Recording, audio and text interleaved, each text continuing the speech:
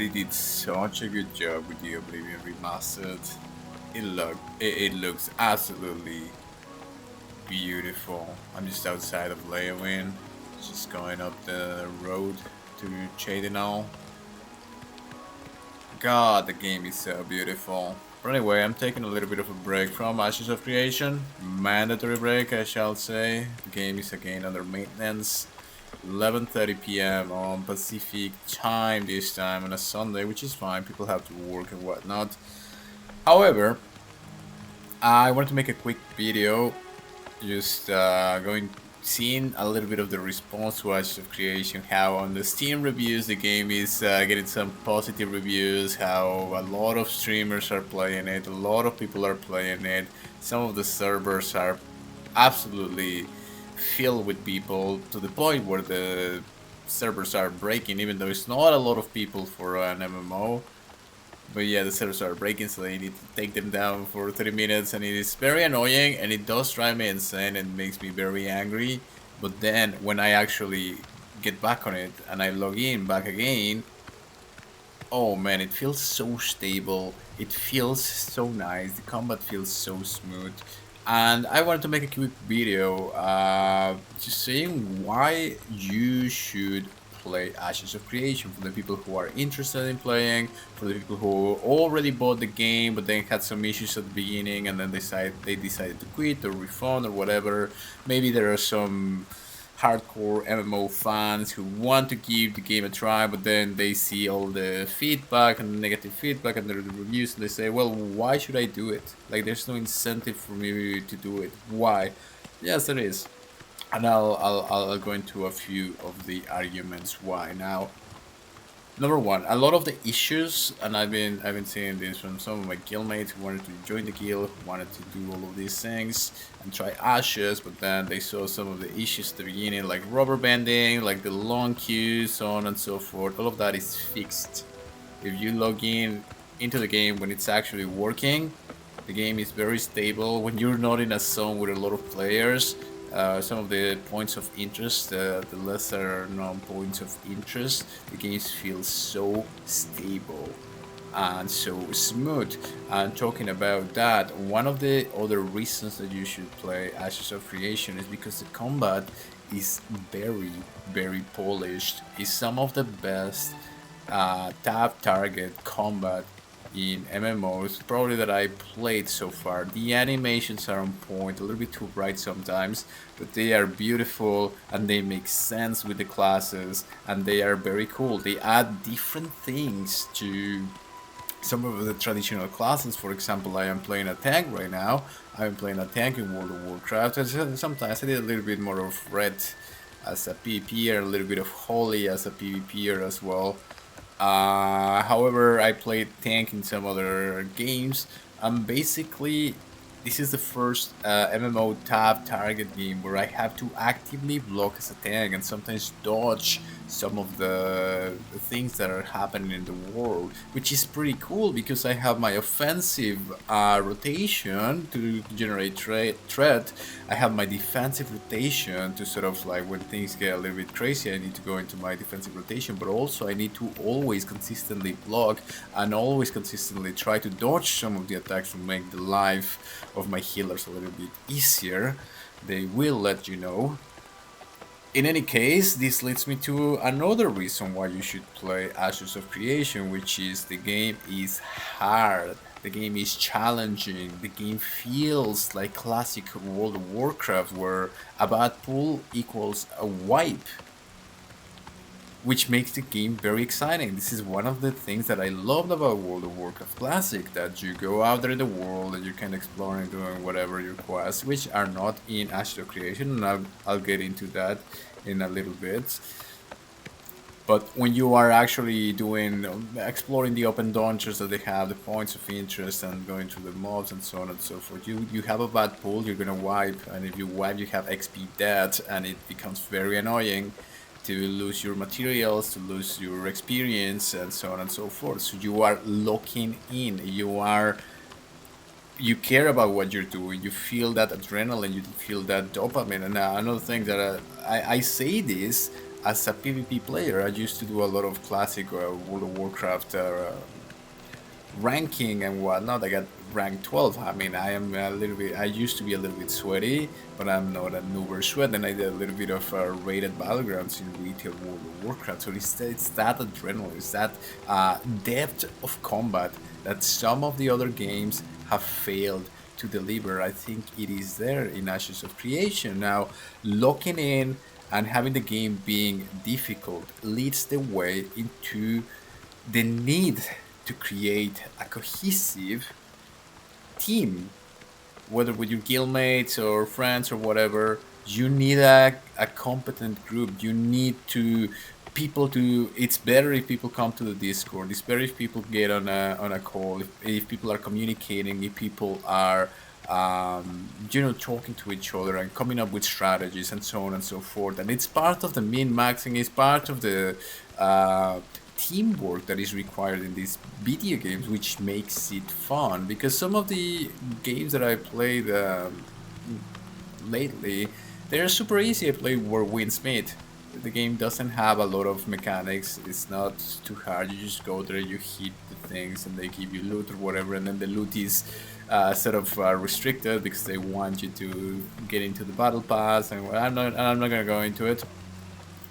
But anyway, the combat is not there, the depth of combat. So this game being hard, it makes it necessary that you engage with teammates, with guildmates. And so when you are doing these points of interest and whatnot, you're chilling with people during the Discord call and so on and so forth. I feel like when I was playing classic World of Warcraft in 2019, I, I was playing Classic World of Warcraft in 2019, and then it went to 2020, and we had the bug situation in 2020 where people were locked down in their homes and whatnot. And I was ranking at that time. I remember I was going hard into ranking because there weren't a lot of things to do and we didn't know what was happening in the world. So I did a lot of that, and people would get in the call and we would get so in depth into the strategies and whatnot.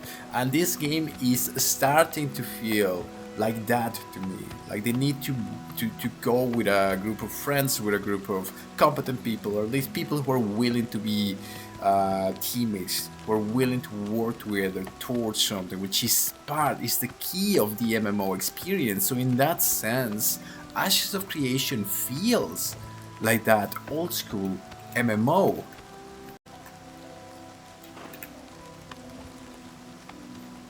And I do think that that is something very, very valuable. Something that a lot of other MMOs have tried to do in the last few years and none have gotten through it.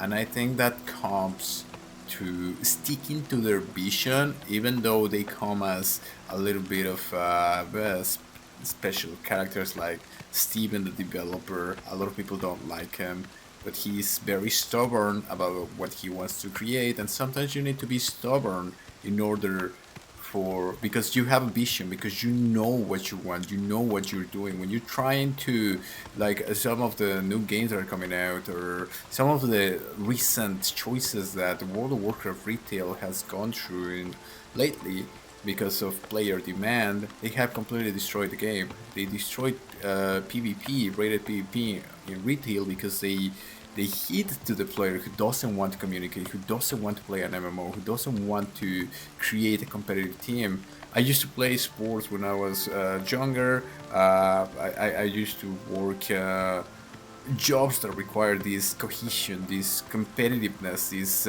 sort of teamwork mentality, and it's something very cool. A lot of people have never experienced this, and they just want to play their MMOs solo, and that's fine. There should be an avenue for them to do that, but there should also be MMOs where you have the incentive to create these teams. Another reason why you should play Ashes of Creation is because alongside all of this, the game is starting to feel, for me, a little bit like this larger adventure, and this has to do with the world. It has to do with the locations, the points of interest, the grandness, the size of the world.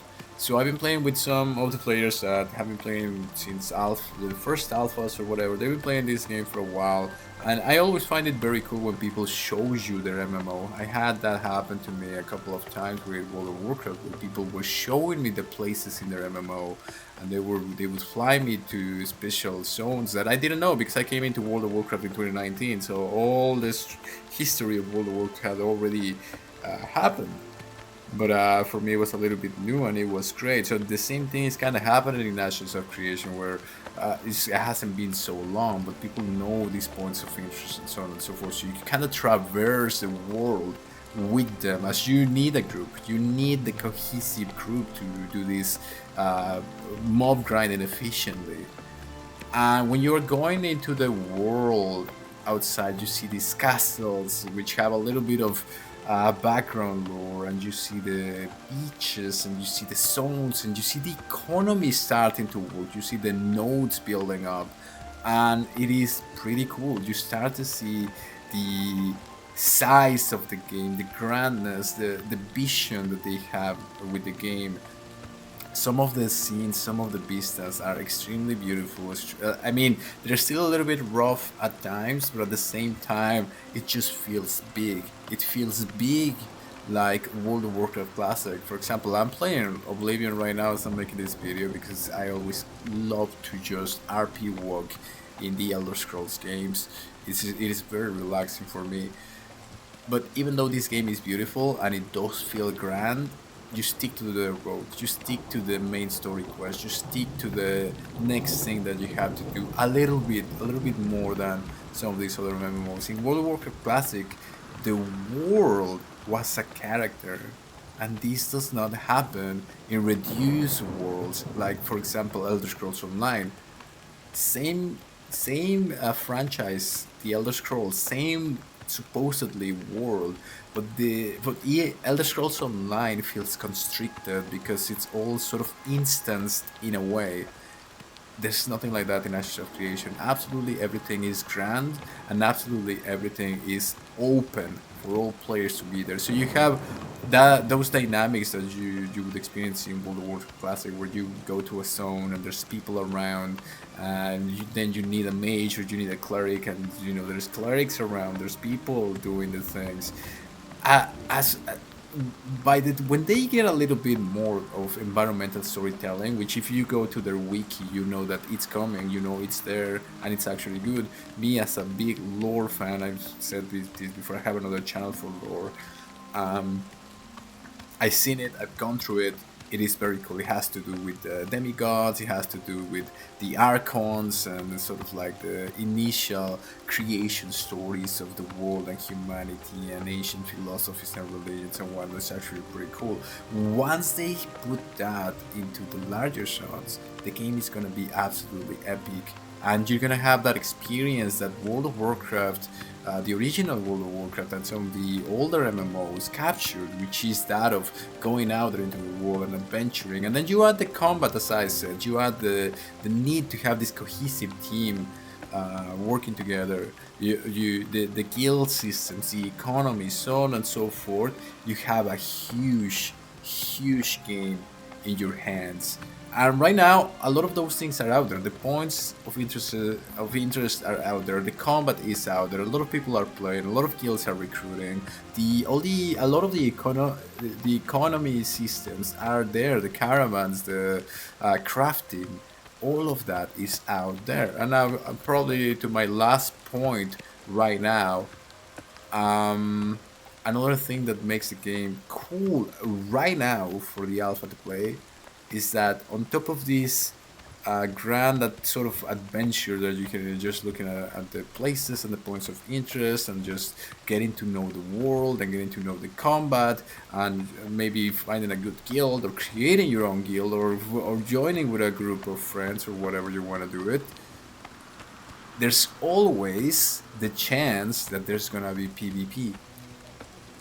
You can opt in or you can opt out, and there are zones where it's all about PvP, and that makes the game extremely exciting. You always need your group with you because there's always the threat of PvP, and PvP feels really good. It looks to be really, really cool.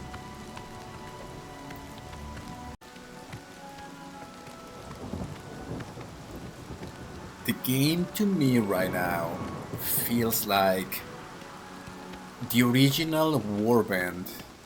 A lot of people who play MMORPGs are in their 30s or their 40s, or even their 50s or 60s. Of course, there are people in their 20s and even younger, but most of the people who play MMORPGs are more or less around their 30s. And there was this game called Warband. Now there's Warband, Bannerlord, and whatnot. But the original Warband, this whole idea of going out there into the world and just building your warband as big as you can and dealing with the economy and looking into the trade routes, knowing that at any point an enemy army of soldiers or whatever are gonna jump you, are gonna take your stuff, and this need to create your warband. That's Ashes of Creation in a sense. You literally have to create your warband, otherwise you're gonna get jumped. Otherwise, like, you have to do that PvP aspect of it, and it is a really, really cool experience. I wish more people would dare to go into PvP, would dare to go into that content, because it makes the whole world even more alive, and it brings infinite, repeatable content and avenues of fun with your guildmates, with the combat, with the systems that people are not taking into account. People are saying, oh, the game is done at level 10. No, the game starts at level 10. The end game starts at level 10. It doesn't push you into an MSQ. It's basically dungeon grinding when you're doing your pre-best in slot in World of Warcraft Classic. I don't think people are taking the right approach to Ashes of Creation, but if you find this right approach, the game becomes literally one of the best promises, one of the best, the current best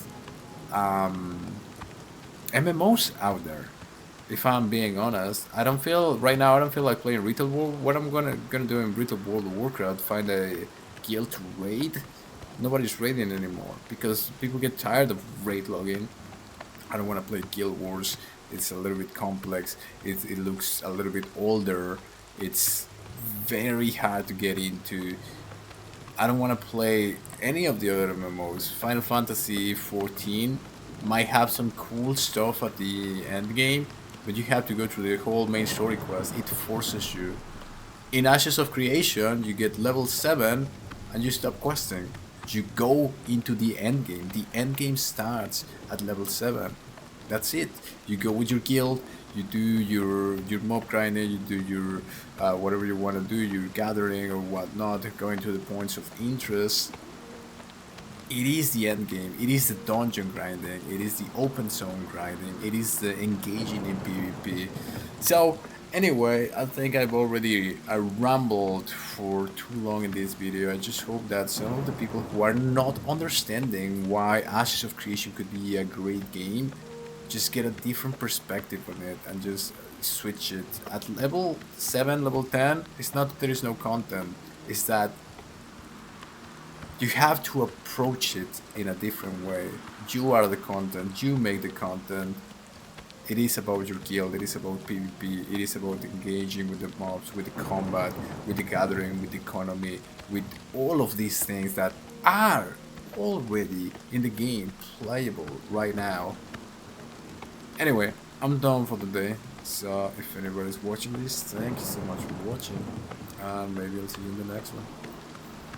Peace.